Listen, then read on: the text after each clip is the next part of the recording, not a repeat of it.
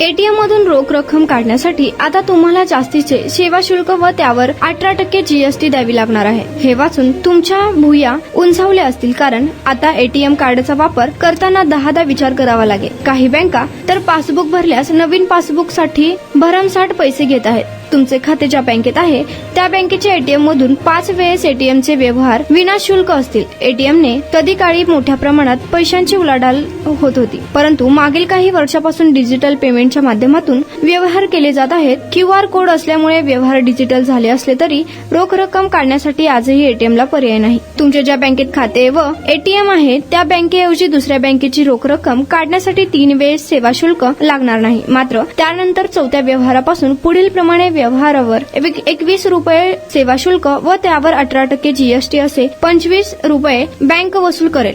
ज्या बँकेत तुमचे खाते आहे त्याच बँकेच्या एटीएम वरून रोख रक्कम काढताना 5 वेळेस सेवा शुल्क लागणार नाही. मात्र त्यानंतरच्या प्रत्येक व्यवहारावर 25 रुपये बँक वसूल करेल. पूर्वीही एटीएम मधून रक्कम काढल्यास सेवा शुल्क 17 रुपये लागत असे. जीएसटी सह 20 रुपये आकारले जात होते. बँक ऑफ महाराष्ट्र 2100 ते 300 रुपये, बँक ऑफ बडोदा 2120 रुपये, स्टेट बँक ऑफ इंडिया 1000 रुपये दंड नाही, एचडीएफसी 10,050 ते 600 रुपये, कॅनरा बँक 1050 ते 300 रुपये.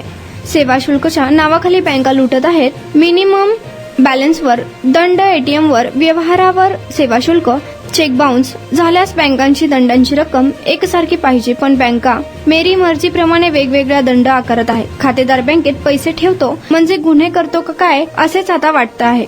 असे सेवा शुल्क दंड वसूल करून बँका नफा कमावित आहेत हे चुकीचे आहे. आरबीआयने यावर कठोर भूमिका घेतली पाहिजे.